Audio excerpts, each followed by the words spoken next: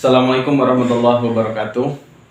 Alhamdulillah pada kesempatan kali ini podcast MPDI sudah menghadirkan bintang tamu yang sangat spesial, yaitu ibu kandung saya sendiri, yang mana ibu ini sudah 22 tahun kurang lebih di luar negeri, baru pulang beberapa bulan kemarin. Nah, kemudian saya ingin mengabadikan momen pertemuan ini yang bisa diabadikan di YouTube dan siapapun bisa melihat. Itu nanti buat anak keturunan bisa melihat dari sedikit sekelumit cerita apa yang melatar belakangi pergi ke luar negeri, yaitu untuk bekerja. Gimana kabarnya Mas? Sehat, Mak? Alhamdulillah. Alhamdulillah. Nah, ini kita mau sedikit sharing, berbagi cerita, ya kan, selama 22 tahun kurang lebih lamanya kerja di luar negeri di Arab, kemudian pulang terus berangkat ke Taiwan. Nah, apa yang menjadi semangat emak awalnya sehingga emak berangkat ke Arab Saudi? Waktu itu usia Yogi kan 4 tahun ya kurang lebih ya. Lagi imut-imutnya ya kan.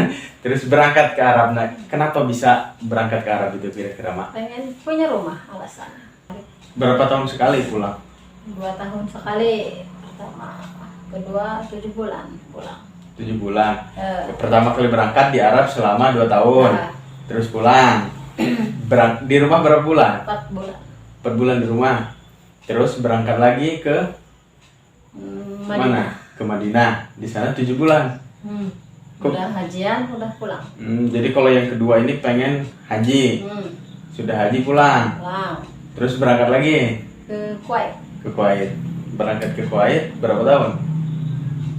Nah, 3 tahunan. 3 tahun di Kuwait. Berarti 3 tahunan. 3 tahun berarti 5 tahun 7 bulan. Terus berangkat lagi ke Dubai. Oh, berangkat ke Dubai 4 tahun 4 bulan. 4 bulan. Berarti 4 kali bolak-balik ya. Setiap pulang itu berapa lama di rumah? 4 bulan. Per bulan. 4 bulan setiap pulang Terus berangkat dari ke Taiwan. ke Taiwan. 11 tahun. Di Arab itu selama kurang lebih 10 tahun tadi, Mbak ya. Kurang lebih 10 tahun. Ada nggak cerita suka maupun cerita duka di Arab? Tengah ya, tamat pokoknya sebahagia lah. Pada cita-cita aku menghasil. Ya.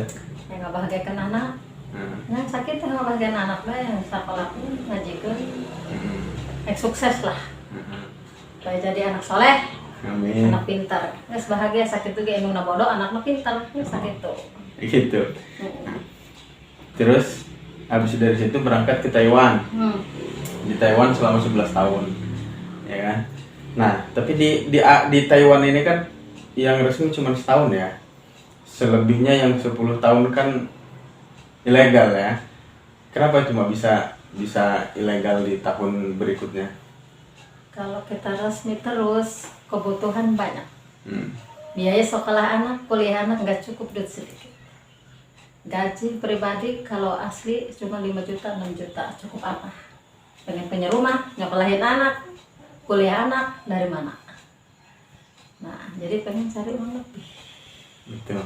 Yes. Nah, tapi kan waktu ke Taiwan, Mbak ya, waktu itu kan Yobi masih SMA kelas 1 berangkat kan, SMA kelas 1.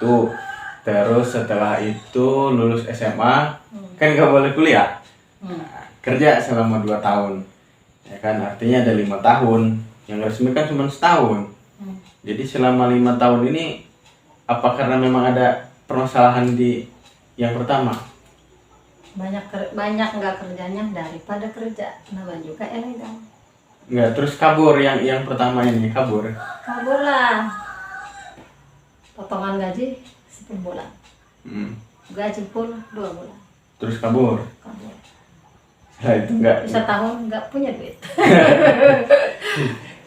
nggak leluasa selama jadi legal 1 tahun pertama. 10 bulan kan gaji, potongan gaji sebulan pakai beli HP yang gaji full lagi sebulan pakai berkabur. Tamat. Kalau yang ke Arab kan pengen punya rumah, setelah pulang dari Arab selama 10 tahun buat rumah satu yang di Lampung. Terus yang ke Taiwan katanya motivasinya pengen nyekolahin anak, ya kan, pengen nyekolahin, pengen supaya anak nikah, ya kan. Nah terus setelah anaknya nikah, kuliah udah selesai juga di Taiwan. Iyalah. Hobi kuliah, alhamdulillah rezeki lancar terus. Jadi modal buat Obi kuliah, Obi udah lulus kuliah, modal nikahan. Udah modal nikahan, beres nikah, beres semua, langsung ketangkap polisi. Jadi tadi ya, pas kuliah rezekinya lancar ya, pas Obi kuliah lancar. Artinya selama 3 tahun sebelum kuliah, 2 tahun kan kerja dulu, Obi kan gak langsung kuliah. Selama 2 tahun berarti seret itu mah ya. Itu bisa seret juga, bisa kebeli rumah, uang. Kadang 3 bulan nganggur, terus kerja 2 bulan berhenti lagi gitu mah ya. Selama di Taiwan 11 tahun. Iyalah, pakai modal biaya sakit, ayo. Kebutuhan segala macam. Nah, kemudian pas di 2 tahun terakhir ya, 2 tahun terakhir kan sambil nerapi ngobatin notok saraf. Itu 3 gimana? tahun. 3 tahun. Di situ yang lumayan ya. Lumayan, pakai kumpul-kumpul bisa pakai kawinan. Itu belajarnya gimana? Di Taiwan memang ada tempat belajar untuk notok saraf. Ya belajar di rumah sakit, kerja kan di rumah sakit lah. Terus Sambil terapi, belajar sambil ya alhamdulillah. Jadi bisa semuanya alhamdulillah lancar. Pengalaman pertama kali ngobatin orang sakit apa? Hipnotis. Terus Hipnotis terapi orang yang kena guna-guna. Dia datang sendiri ke rumah sakit, kita ketemu di taman depan rumah sakit, langsung diterapi, diobatin, alhamdulillah sehat. Langsung ditotok sarafnya, langsung buka aura, alhamdulillah sehat sampai sekarang. Alhamdulillah. Itu pertama. Terus Terus selama 3 tahun terus menerus latihan. terus telepon kan langsung kartu nama di share di TikTok, di Facebook. Selama 3 tahun muter terus ngeliling Taiwan. Ngobatin orang.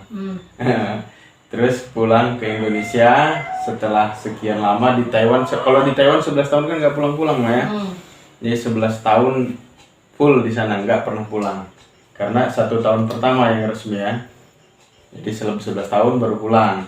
Nah, begitu pulang, tadi motivasinya anak pengen dibuatin rumah dulu, rumah buat emak. Kemudian anaknya selesai kuliah, nikah.